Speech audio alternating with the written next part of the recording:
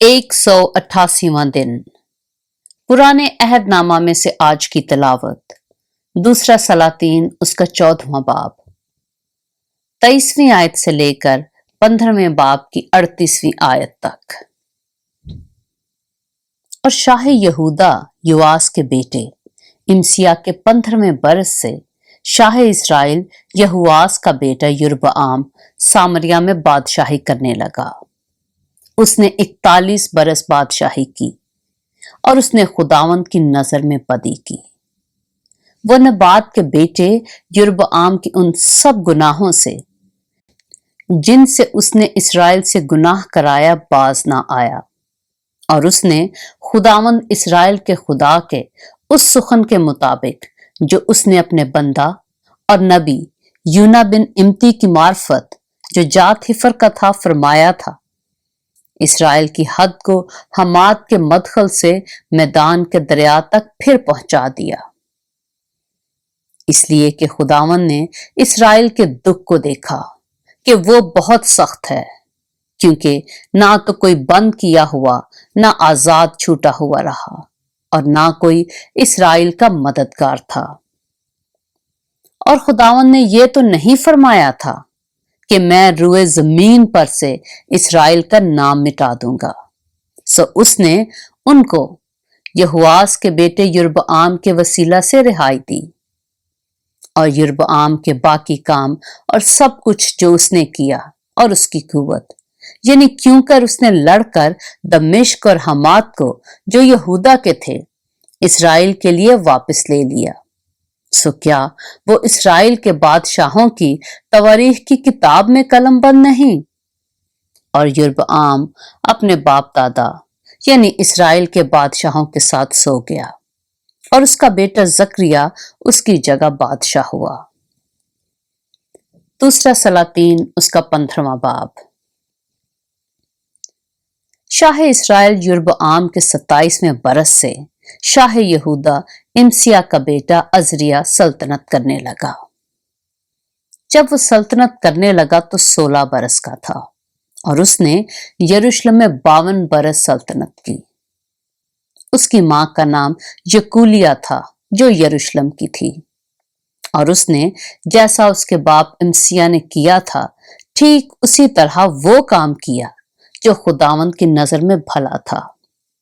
तो भी ऊंचे मुकाम ढाए ना गए, और लोग अब तक ऊंचे मुकामों पर कुर्बानी करते और बखूर जलाते थे। और बादशाह पर खुदावंद की ऐसी मार पड़ी कि वो अपने मरने के दिन तक कोढ़ी रहा और अलग एक घर में रहता था।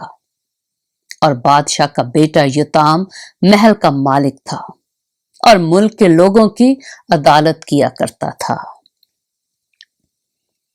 और अजरिया के बाकी काम और सब कुछ जो उसने किया, सो क्या वो यहूदा के बादशाहों की तवारीख की किताब में कलमबंद नहीं?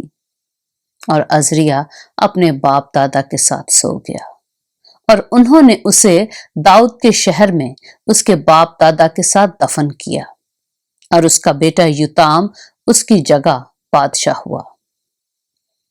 और शाह यहूदा अजरिया के 38वें साल यरबआम के बेटे जकरिया ने इस्राएल पर सामरिया में 6 महीने बादशाही की, और उसने खुदावंद की नजर में बदी की जिस तरह उसके बाप दादा ने की थी। और नबात के बेटे यरबआम के गुनाहों से जिनसे उसने इस्राएल से गुनाह कराया बाज ना आया। और ये 20 के बेटे सलूम ने उसके खिलाफ साजिश की और लोगों के सामने उसे मारा और कत्ल किया, और उसकी जगह बादशाह हो गया। और जकरिया के बाकी काम इस्राएल के बादशाहों की तवारीख की किताब में कलमबंद हैं। और खुदावंद का वो वादा जो उसने याहू से किया यही था कि 4थी पुश्त तक तेरे फरजंद इस्राएल के तख्त पर बैठेंगे। सो वैसा ही हुआ। और शाह यहूदा उजरिया के 39वें बरस ये 20 का बेटा सलूम बादशाही करने लगा, और उसने सामरिया में महीना भर सल्तनत की। और जादी का बेटा मनाहम तिर्जा से चला और सामरिया में आया। और यबीस के बेटे सलूम को सामरिया में मारा और कत्ल किया और उसकी जगह बादशाह हो गया। और सलूम के बाकी काम और जो साजिश उसने की, सो देखो वो इस्राएल के बादशाहों की तवारीख की किताब में कलमबंद हैं। फिर मनाहम ने तिर्जा से जाकर तिफसहा को और उन सबों को जो वहां थे और उसकी हदूद को मारा, और मारने का सबब यह था कि उन्होंने उसके लिए फाटक नहीं खोले थे, और उसने वहां की सब हामिला औरतों को चीर डाला।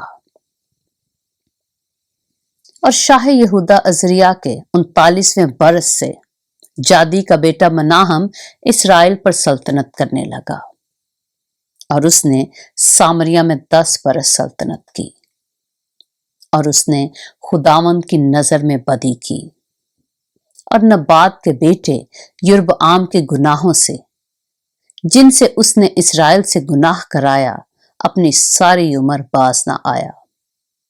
और शाह असूर पूल उसके मुल्क पर चढ़ाया। सो मनाहम ने 1000 कंतार चांदी पूल को नजर की ताकि वो उसकी दस्तगीरी करे और सल्तनत को उसके हाथ में मुस्तहकम कर दे। और मनाहम ने ये नकदी शाह असूर को देने के लिए इस्राएल से, यानी सब बड़े बड़े दौलतमंदों से 50-50 मिस्काल फी कस के हिसाब से जबरन ली। सो असूर का बादशाह लौट गया और उस मुल्क में ना ठहरा। और मनाहम के बाकी काम और सब कुछ जो उसने किया, सो क्या वो इस्राएल के बादशाहों की तवारीख की किताब में कलमबंद नहीं? और मनाहम अपने बाप दादा के साथ सो गया, और उसका बेटा फिकहिया उसकी जगह बादशाह हुआ।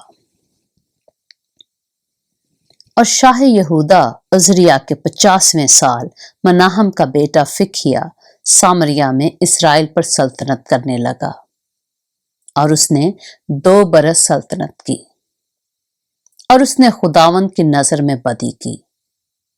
वो नबात के बेटे यरबआम के गुनाहों से, जिनसे उसने इस्राएल से गुनाह कराया, बाज ना आया। और फिकहा बिन रमलिया ने, जो उसका एक सरदार था, उसके खिलाफ साजिश की और उसको सामरिया में बादशाह के महल के मुहकम हिस्सा में अर्जूब और इरिया के साथ मारा, और जिलादियों में से 50 मर्द उसके हमरा थे। सो वो उसे कत्ल करके उसकी जगह बादशाह हो गया। और फिकिया के बाकी काम और सब कुछ जो उसने किया, इस्राएल के बादशाहों की तवारीख की किताब में कलमबंद हैं। और शाह यहूदा अजरिया के 92वें बरस से फिकहा बिन रमलिया सामरिया में इस्राएल पर सल्तनत करने लगा, और उसने 20 बरस सल्तनत की, और उसने खुदावंद की नजर में बदी की और नबात के बेटे यरबआम के गुनाहों से, जिनसे उसने इस्राएल से गुनाह कराया, बाज ना आया। और शाह इस्राएल फिकहा के अय्याम में शाह असूर तिगलत पलासर ने आकर अयून और अबील बैत माका और यनूहा और कादस और हसूर और जिलाद और गलील और नफ्ताली के सारे मुल्क को ले लिया और लोगों को असीर करके असूर में ले गया। और होसी बिन एला ने फिकहा बिन रमलिया के खिलाफ साजिश की और उसे मारा और कत्ल किया, और उसकी जगह उजिया के बेटे युताम के 20वें बरस बादशाह हो गया। और फिकहा के बाकी काम और सब कुछ जो उसने किया, इस्राएल के बादशाहों की तवारीख की किताब में कलमबंद हैं। और शाह इस्राएल रमलिया के बेटे फिकहा के 2 साल से शाह यहूदा उजिया का बेटा युताम सल्तनत करने लगा, और जब वह सल्तनत करने लगा तो 25 बरस का था। उसने 16 बरस यरूशलेम में सल्तनत की, और उसकी मां का नाम यरूसा था जो सद्दूक की बेटी थी। और उसने वो काम किया जो खुदावंद की नजर में भला है। उसने सब कुछ ठीक वैसे ही किया जैसे उसके बाप उजिया ने किया था। तो भी ऊंचे मकाम ढाए ना गए। लोग हनूज ऊंचे मुकामों पर कुर्बानी करते और बखूर जलाते थे। खुदावंद के घर का बलाई दरवाजा इसी ने बनाया, और योताम के बाकी काम और सब कुछ जो उसने किया, सो क्या वो यहूदा के बादशाहों की तवारीख की किताब में कलमबंद नहीं? उन्हीं दिनों में खुदावंद शाह अराम रजीन को और फिक्का बिन रमलिया को यहूदा पर चढ़ाई करने के लिए भेजने लगा, और योताम अपने बाप दादा के साथ सो गया और अपने बाप दाऊद के शहर में अपने बाप दादा के साथ दफन हुआ, और उसका बेटा आखिज उसकी जगह बादशाह हुआ। पाक कलाम के पढ़े और सुने जाने पर खुदावंद की बरकत हो।